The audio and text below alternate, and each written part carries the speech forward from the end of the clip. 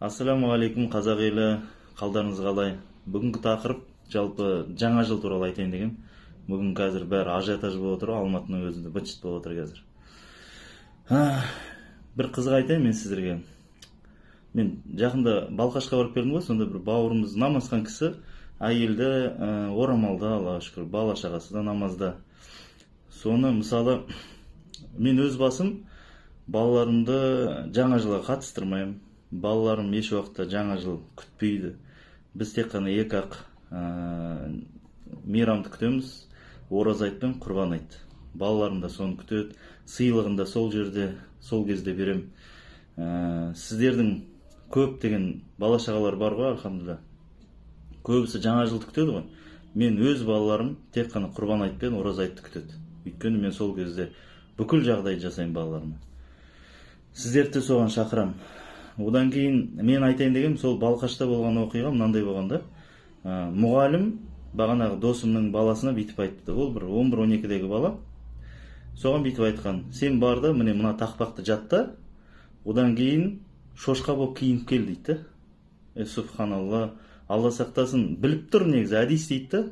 Енді айтып отыр ғой, намаз оқитын біледі ол семьяның, жаңа жылға қарсы екенін біліп тұр, мәжбүрлеп сен үшін жай бір қоян ки тағы да басқа емес, именно шошқаның киімін киіп кел деп сөйтіп кекетіп айтқанда, бұл не қылған, бұл не сорақылық деймін да.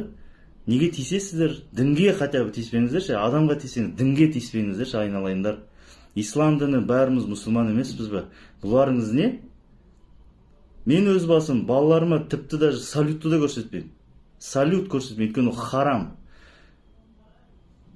Мен сіздерге айтайын, мұсылман адам. Біз мұсылманбыз ғой.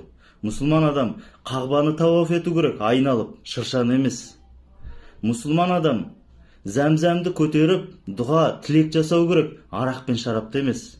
Мұсылман адам әуелі Алладан тілеу керек. Алладан. Новый годта, жаңа жылда сіздердің аяз аталарыңнан емес. Бұл ширк, айналайындар, ертең тозаққа түсіп кетеміз. Андағындай түрлеріңізбен. Қашанғы мына миды кішкене жұмыс істету керек қой адам деген. Бұл христианның да мейрамы емес. Христиандардікі емес, бұл языческий, былай айтқанда пұтқа табынушы, отқа табынушылардың бұл мейрамы. Нағыз христиандар, староверлер деймі, нағыз христиандардың өздері бұл жаңа жылды тойламайды. Біз қазақ қайда бара жатырмыз? Не істеп жатырмыз біз? Хотя бы мектептегі балаларға тиіспеңіздер, Құдай үшін. Менің балаларым мектепке де, жай мектепке барады, қарапайым. Жай балабақшаға барады. Соның өзінде менің балаларым сол жерде жаңа жылға қатыспайды. Ақша жинатқызады, мен ақша да бермеймін оларға. Не десе оны десін, маған бәрібір. Мен ақыретімді ойлаймын. Мен бала шағамның жағдайын ойлаймын. Мен бала шағамды бағанағы языческий праздниктарға барғызбаймын мен. Соны айтайын дегенім, өздеріңіз тойлай беріңіздер, бірақ біздің бала шағамызға тиіспеңіздер, Құдай үшін. Соны сұранам. Ассаламу алейкум.